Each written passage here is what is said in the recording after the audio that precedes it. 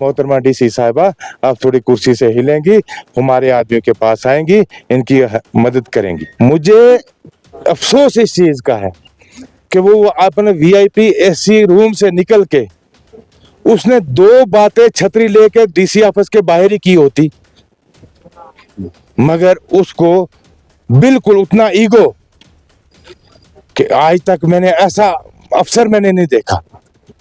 उसके हम तो इधर अवाम उसकी है, वो डिस्ट्रिक्ट की मालिक है।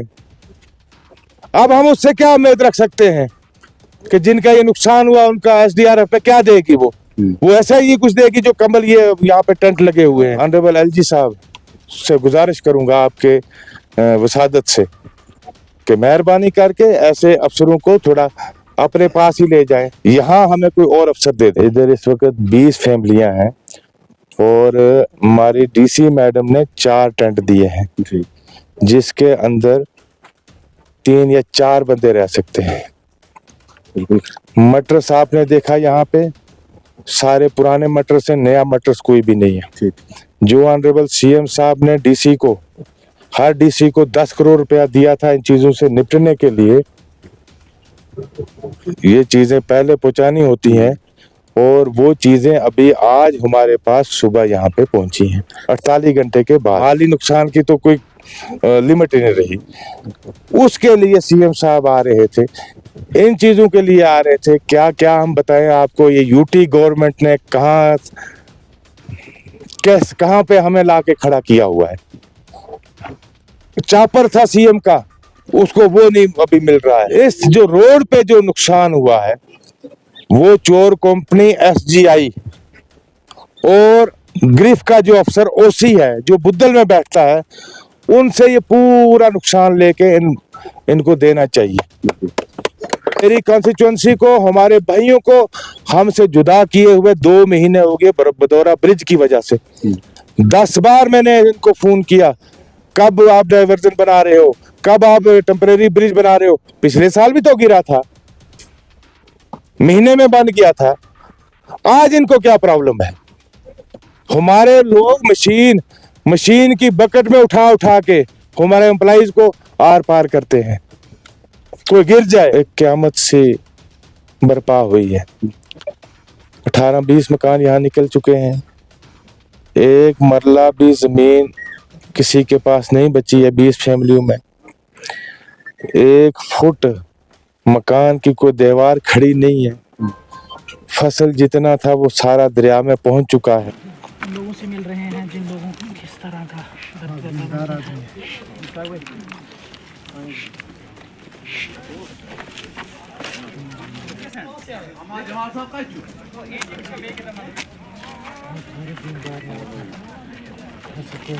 अल्लाह करम करे,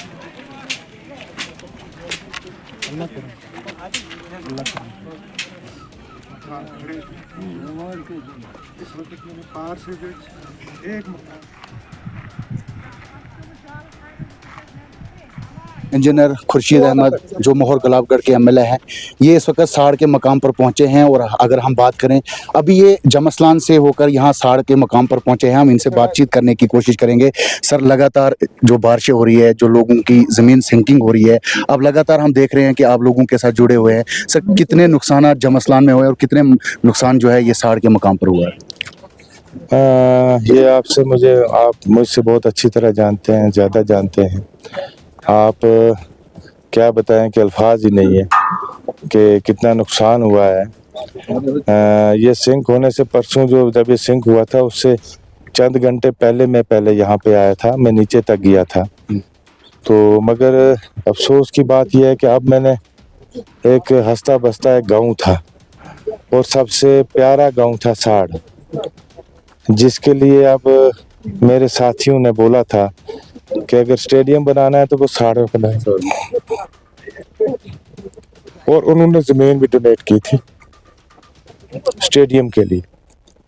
इस किस्म का ये गांव था।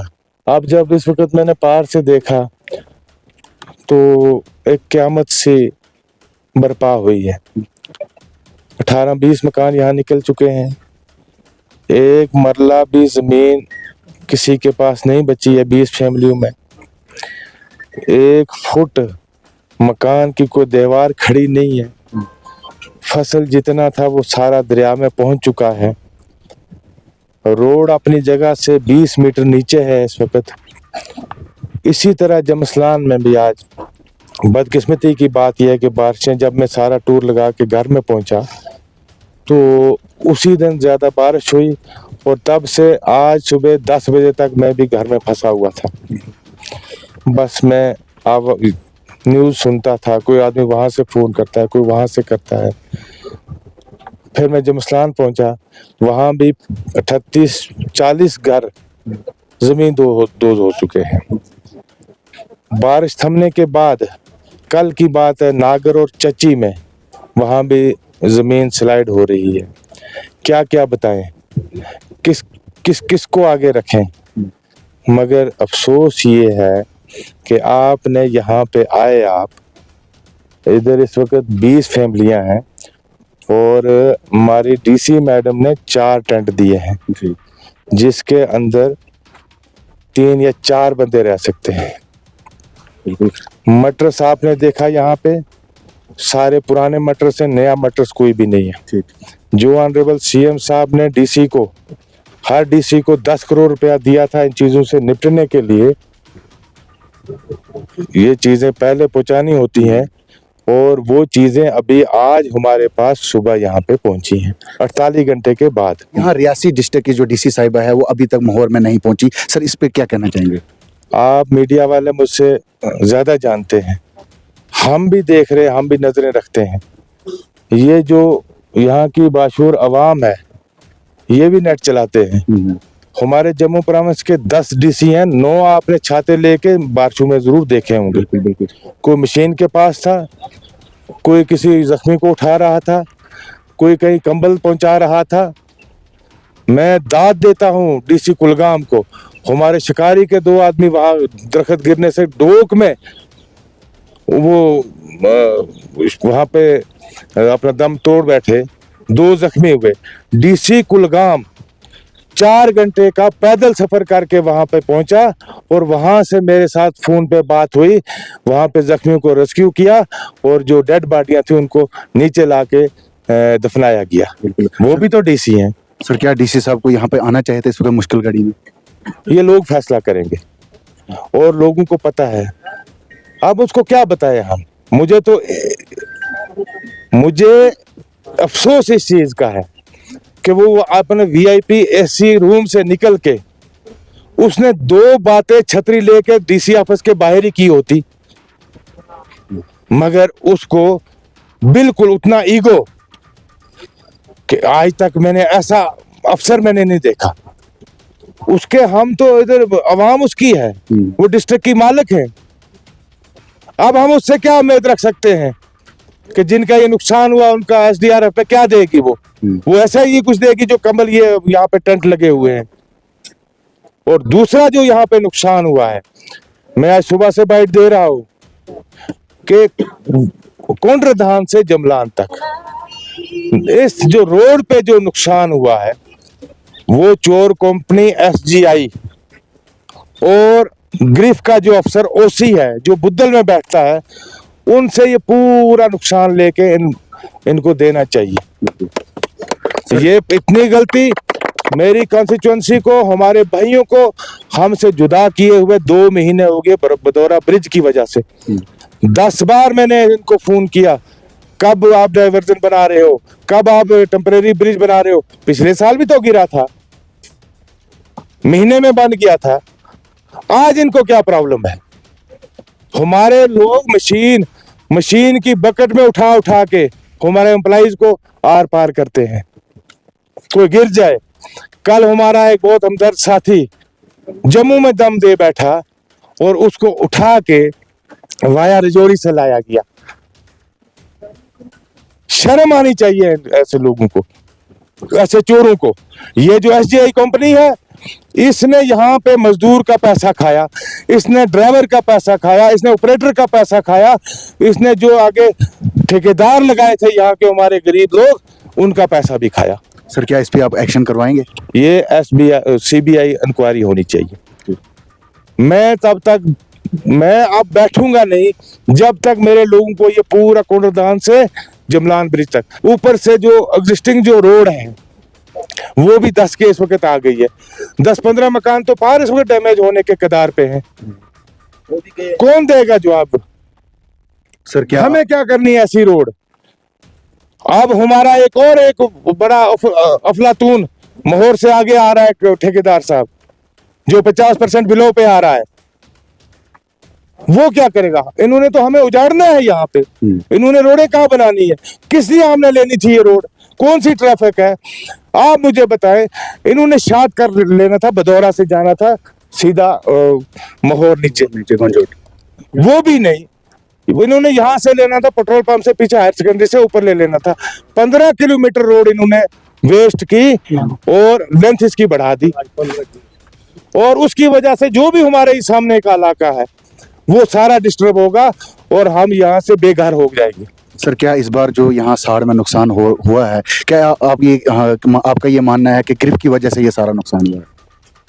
इसमें सीबीआई इंक्वायरी होनी चाहिए, सामने आ जाएगा।